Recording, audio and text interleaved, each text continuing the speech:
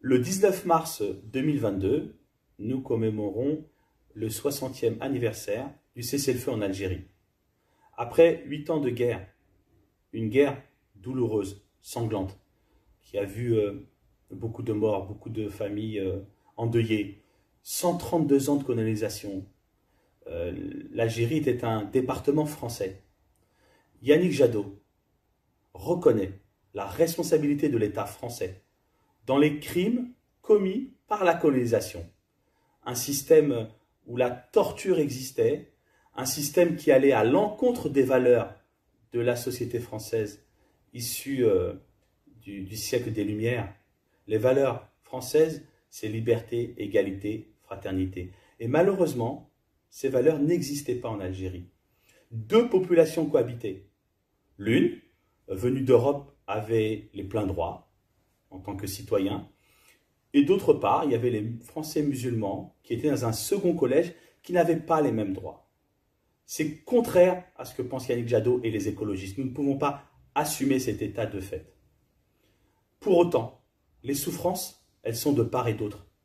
Tout le monde a souffert. Et nous devons reconnaître toutes les mémoires. Il n'y a pas de concurrence des mémoires. Un pays, vous savez, il a ses parts de lumière et ses zones d'ombre. Et c'est en assumant ces zones d'ombre qu'on sort grandi. Il faut assumer son histoire et la regarder. Et c'est ce que fait Yannick Jadot avec le 60e anniversaire de la fin de la guerre d'Algérie. Mais l'Algérie a vu naître aussi le meilleur chez elle.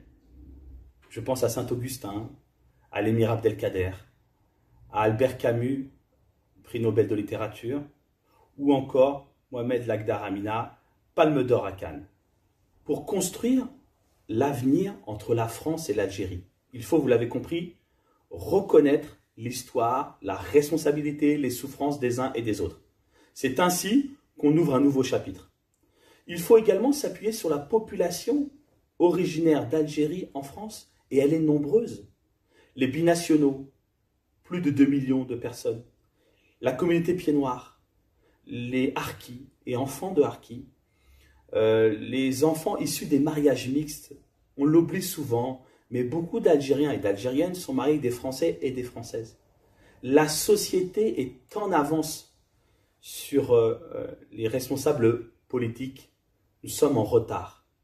Yannick Jadot se veut être le président du climat. Et c'est un enjeu planétaire qui dépasse les frontières de l'Hexagone et les frontières européennes. Et donc, une fois élu, il se tournera vers le sud de la Méditerranée pour parler avec le Maghreb, avec l'Afrique. Et au cœur du Maghreb, le plus grand pays au Maghreb, c'est l'Algérie. Il faut un axe franco-algérien, comme nous avons un axe franco-allemand en Europe. L'Europe doit se tourner vers le sud et Yannick Jadot en est convaincu.